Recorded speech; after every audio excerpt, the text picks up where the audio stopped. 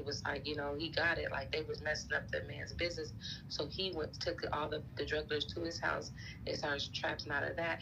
He stacked up his money, and then he went to the owner and bought the barbershop next door, and then they started trapping out the barbershop. So he was giving the story, but the main thing, it was like what you said, it was material things, like for the love of money, but he wanted things, but then he also had like a smart entrepreneur spirit, don't you think? Like, okay, you want me there, well, let me buy the block if I can. Yeah. I think it's important. I think it's important, Mimi, to even growing up, right, to not want to be a thing or want a thing. And that's just my mindset. So I don't think when you grow up wanting to be a thing, you kind of like pursue that thing versus like just growing up and wanting to be better. So if you have like a better than yesterday mindset or mentality, then it's impossible for you to stay the same. But if you want to be a thing, whether you make that thing or not, it's like that's the goal, or hey, I never reached my goal. And then the same thing with money. Once you get money, if your goal is to buy this car, then your success only goes so far because you already achieved your goal. That's your goal. It's like it got to be more than just materialistic and more than just a thing that move you. And so with money go always come and go, but the knowledge, the experience, and all that is what stays. And yeah, the core value though to everybody, money is the Black community's core value. No, it's not money. It's just looking like you got the bread. People wear fake jewelry to look like they got bread.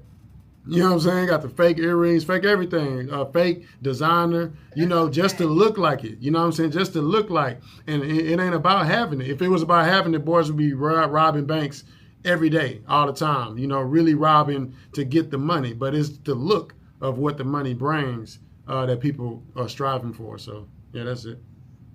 They get mad with the fake jewelry. It's like I hear some saying, yeah, we'll use fake jewelry, but it's like, what's the point? And then what the fake jewelry attracts, right? It's like you're leading with your money. Like, you see this person with this big diamond necklace on that looks real and it's fake. So the type of person you attract, and they get mad that that you attract a woman who want you for your money, but ain't you like leading with it, but not really having it, but faking like you got it? Like, how you faking like you got it and think you're supposed to get something real? So, ladies, I got a question for y'all, ladies, real quick, ladies. Oh, go ahead, C-Lay. I totally understand. I just want to be part of the conversation real quick. I'll give it back to you.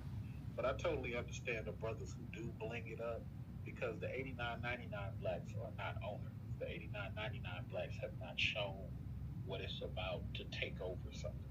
That's starting to be now. The 2010 blacks, they starting to show what it's like to be LeBron James and have film companies, or you can't even put the Tyler demographic in there because he's before 89. So the 89.99 blacks. So the blacks from 89 to 99 and shining. Right? They just want to look like they had money. Of course. But the 2000 babies, 2000 to right now, people that's in the mix, they want to be owners, winners, owning the damn gas creators. Is losing shit. This is what the verbiage that they say constantly in public TV, internet.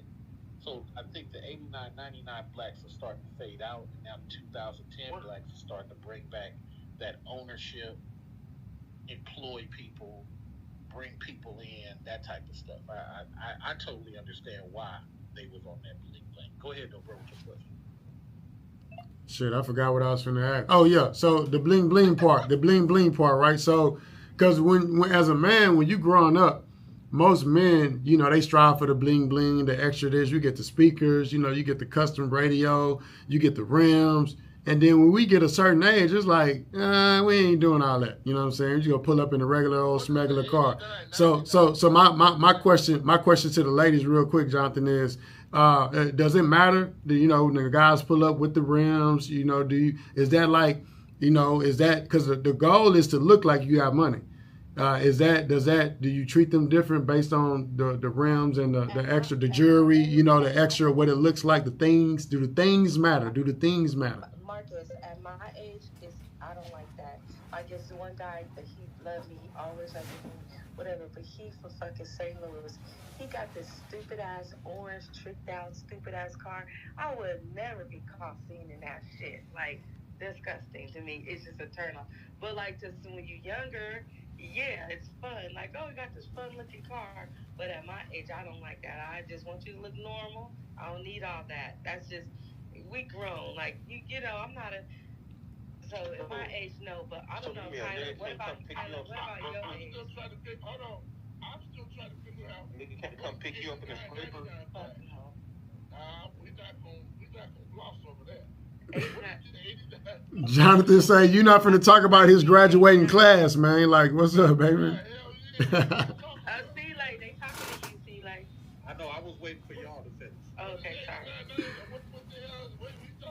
So Jonathan, he basically saying that you know a certain mindset shift took place. So from 89 to 99, you had a lot of black leaders or black communities members, and mom and dads and parents and people that didn't have the mindset of more and more and more. It was more like the complacency mindset, which is why you kind of see like Jeff Bezos and some of those other groups, they started making money online while some of our other parents did not. And did not learn a lot of things, right? And so what he was saying is that now those things are changing at 2000 babies and 2010s, and that, you know, they're more creators versus appliers, I think. Yeah, I mean, you know what he said. I mean, shit he's saying is stupid. You know what I'm saying? 89, 99 blacks got 89, 99 blacks got way more money. Jeff Bezos is an 89, 99 person. What are you talking about? You know what I'm saying? You can't shit on the motherfuckers that came before you. Because without the people before you, there is no you. Right? So, without the people before you, there is no you. What does that mean? Without the people before you, there is no you. I hear a lot of people always look around and talk to other people and say, oh man, you know, you trying to be like me, or you copied off of me. All of us have copied off of everybody else that's been here before us. The greats have came and went. They created books. They created articles. They have movies. They have film. They have everything in place for us to cut our journeys in half, or at least make it shorter. So to say that, hey, you're copying off me or you're copying off of them, we're all copying and learning from each other. young niggas are soft. Right now, they're having a conversation about, you know, the 89 babies, the 80 babies, right? The 90s babies. Not even the babies, the people that were in the workforce in the 80s and people in the workforce in the 90s. And how some communities were already creating the world you see around us while others were waiting on them to finish so they can create the jobs. And that's what happened. That happened early. That happened a lot. And it's still happening. So we have to figure out if we want to be creators or appliers.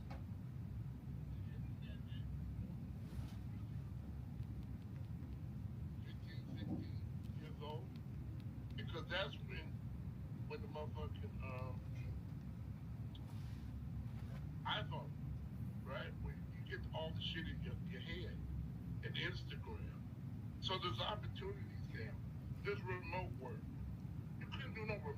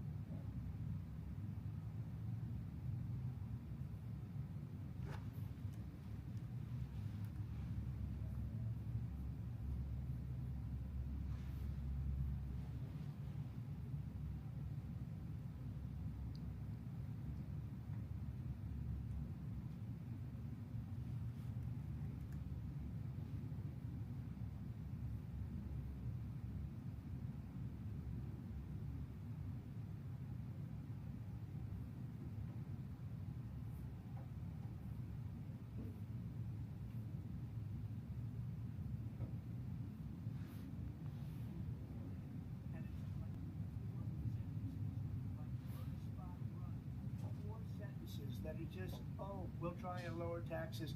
She doesn't have a plan. Take a look at her plan. She doesn't have a plan. I believe in the ambition, the aspirations, the dreams of the American people. And that is why I imagine and have actually a plan to build what I call an opportunity economy.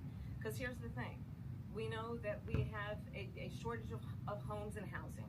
And the cost of housing is too expensive for far too many people.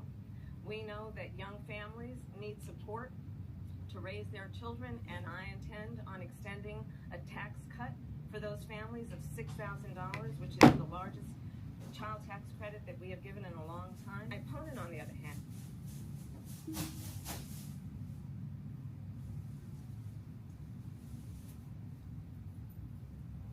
tax cuts.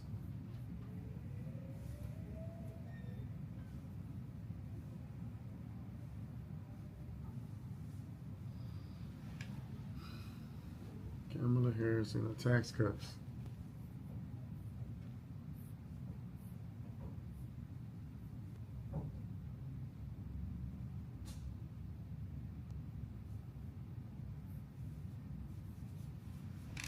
It's a lot to talk about. I think I'm probably go live on tomorrow to discuss the debate, just because it's already 6:30 p.m. I'm about ready to check out. Plus, it's my son's birthday. It's my son's birthday, so yeah, I'm not gonna do the debate recap today. I'll knock it out tomorrow. It is 9/11. Never forget. Shout out to McCoy Bowers, MCOY, the only McCoy on earth. Yeah, you probably heard of a couple other McCoys, but he's the only real McCoy. He just turned 5. MCOY, not MCCOY. There's a lot of MCCOYs running around Earth, but there's only one MCOY, Bowers. So shout out to him. Being a 9/11 baby, I'm excited, to be able to say that. Those that know me know I'm a proud veteran. I traveled around the world in uniform with cami paint on my face and guns and, Kevlar vests and helmets and night vision goggles. It was like on a video game, you see all that? Yeah, I did all that. Jumping out of helicopters and stuff. So I just want to say salute to all the active duty service members and the veterans. Thank you for all that you do, all the armed forces. With that being said, where was I on 9/11? I had just graduated from boot camp. I didn't even know that I was going to be in the Navy a year prior to that. I graduated from high school, ended up joining the Navy. 2 weeks after graduating from high school, I was on a plane, flew out to Chicago, Illinois, and got off the plane.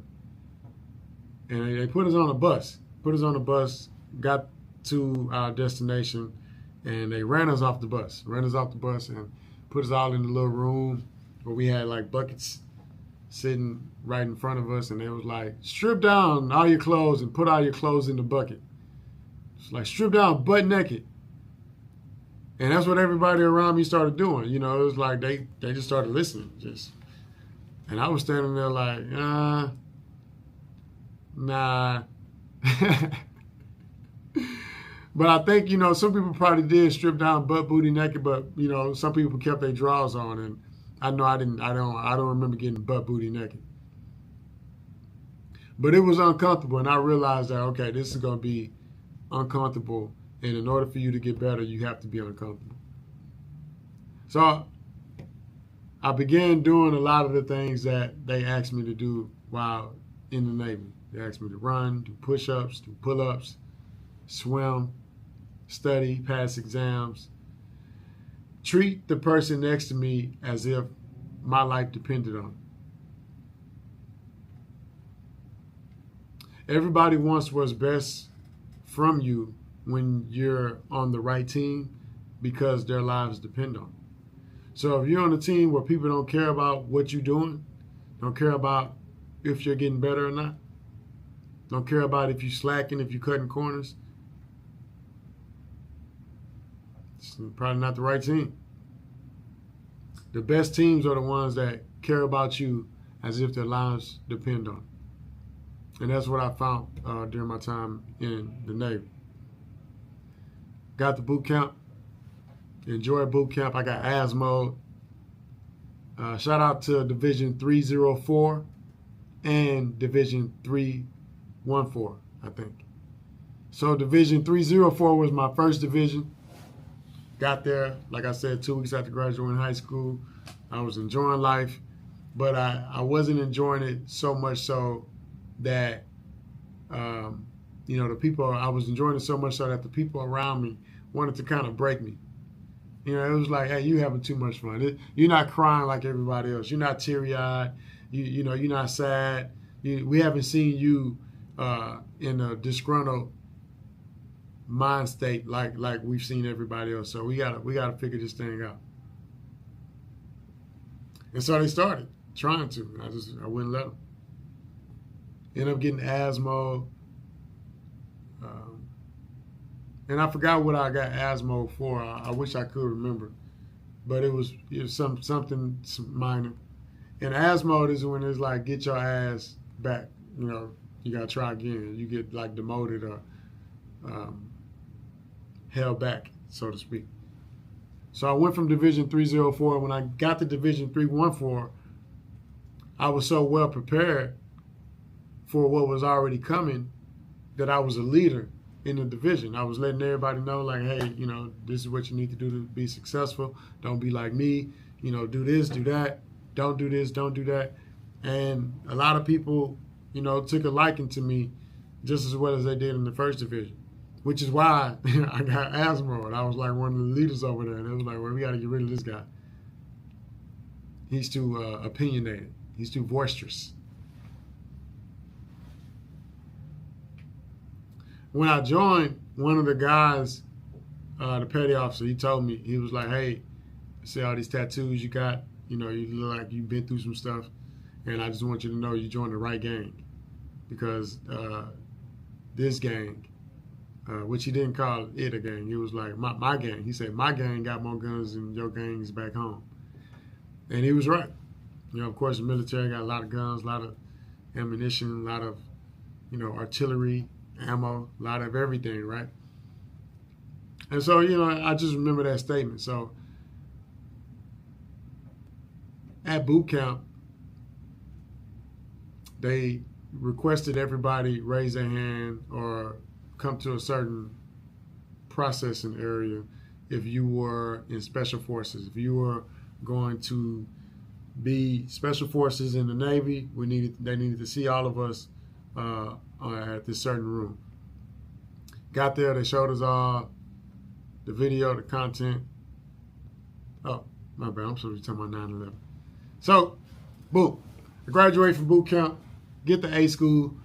I'm going through the core program, electrician's mate schooling. I was my rate was EM, electrician's mate. I'm going through what we call the core school, right? And during that time is on a break. We was on a break in the break room watching TV, and some people had dress whites. Some people had utilities, the blue and blue, light blue, navy blue pants. And when I walked into the break room, I could see everybody glancing up and just looking straight at the TV screen. So I, began looking at the TV like everybody else, and I could see like, okay, it's a lot of things going on, a lot of stuff happening, and you start seeing what was actually happening on the TV. It was crazy. During that moment, a lot of people, because again, we're the newest military members. So during 9/11, we had just graduated from boot camp. We were probably like one of the newest graduating classes in A school now. And so we're out there in Chicago looking at the TV, and in that break room, I remember seeing a lot of people crying, a lot of people calling home. Some people even saying like, I want to get out. And then some people like having the mindset of, this is crazy. I can't believe this is happening. And then you had heroes like myself, man. That was like, oh yeah, showtime. It's showtime. Like, hey man, hey, oh, this is what we doing? They trying to do this over here? Nah, we ain't having that. And I remember, I don't know if I switched from SWCC to from Navy SEAL to SWCC in boot camp or in A school, but I just remember like just having that adrenaline of, you know, this is crazy. I can't wait to let somebody know that they got us messed up.